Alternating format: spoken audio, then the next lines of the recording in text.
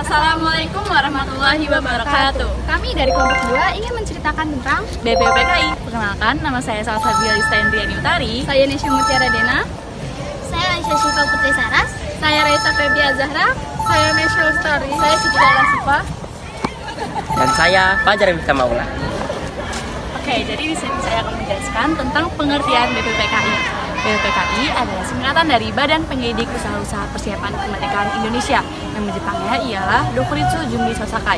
BPUPKI adalah badan hukum yang dibentuk pada pendudukan Jepang di Indonesia.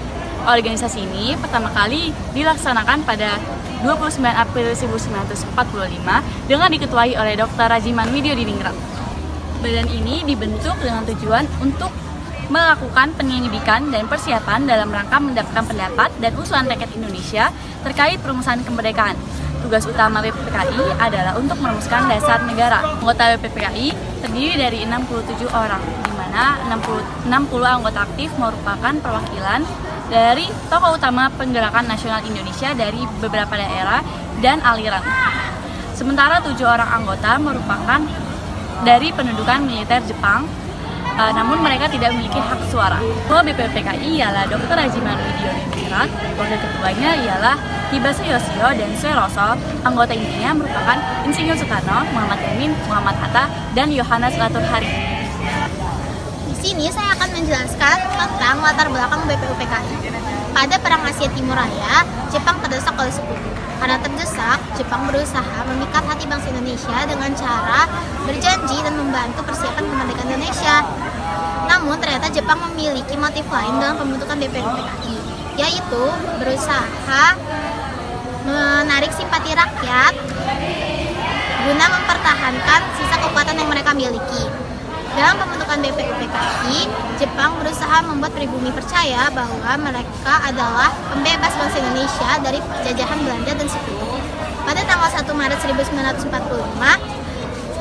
pemimpin pasukan Jepang di Jawa, Jenderal Kamakichi Harada, mengumumkan pembentukan badan khusus untuk menyelidiki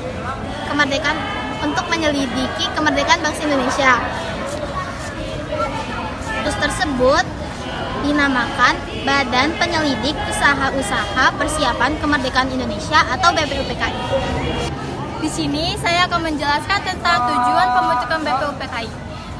Tujuan pembentukan BPUPKI oleh Jepang memiliki tujuan-tujuan sebagai berikut. 1. Menarik simpati rakyat Indonesia untuk membantu Jepang dalam melawan sekutu. Kala itu Jepang menjanjikan kemerdekaan dan melaksanakan politik kolonial pada 1 Maret 1945. Yang kedua, mempelajari dan menyelidiki suatu yang berhubungan dengan proses pembentukan negara Indonesia merdeka atau mengenai tata pemerintah Indonesia merdeka. Di sini saya akan menjelaskan tugas-tugas BPUPKI. Yang pertama ada penyelidikan dan persiapan kemerdekaan. BPUPKI dibentuk dengan tujuan untuk melakukan penyelidikan dan persiapan kemerdekaan dalam rangka mendapatkan pendapat dan usulan rakyat Indonesia terkait perumusan kemerdekaan. Yang kedua ada merumuskan dasar negara. Salah satu tujuan utama BPUPKI adalah merumuskan dasar negara dan konstitusi bagi aspek negara. Yang ketiga ada pembahasan dan diskusi. BPUPKI mengadakan pembahasan dan diskusi di mana para anggota BPUPKI berdiskusi, berdebat dan membahas berbagai macam isu. Dan yang terakhir ada merumuskan tujuan dan cita-cita kemerdekaan. BPUPKI memiliki tugas untuk merumuskan tujuan dan cita-cita kemerdekaan Indonesia. Mereka membahas dan mendiskusi visi, prinsip dan nilai-nilai kemerdekaan. BPUPKI akhirnya dibubarkan pada tanggal 6 Agustus 1945 karena tugasnya telah selesai menyusun dasar negara dan undang-undang dasar. Insinyur Soekarno memutuskan untuk pergi ke Saigon untuk bertemu dengan jenderal besar yakni Terauchi. Insinyur Soekarno kembali ke Indonesia membawa beberapa perintah. Perintahnya adalah sebagai berikut. Insinyur Soekarno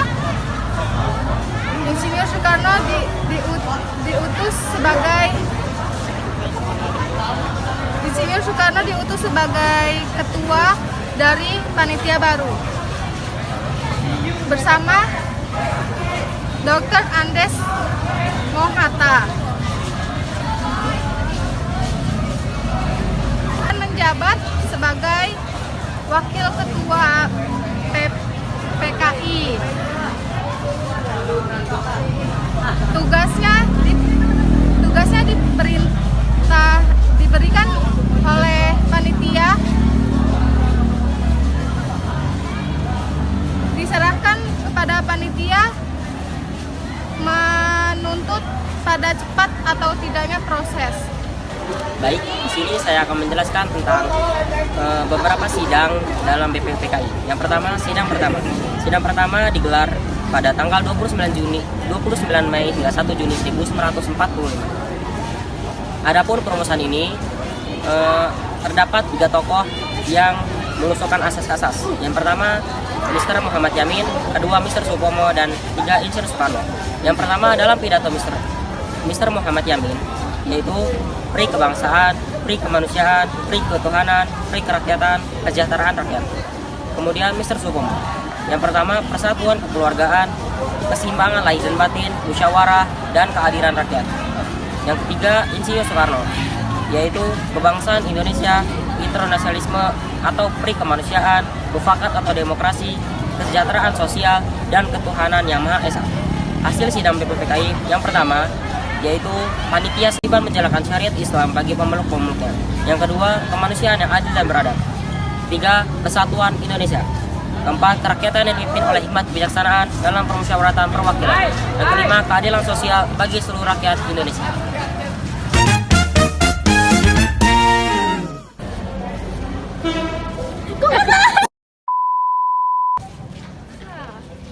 Assalamualaikum warahmatullahi wabarakatuh. Badan ini dibentuk. Di sini saya akan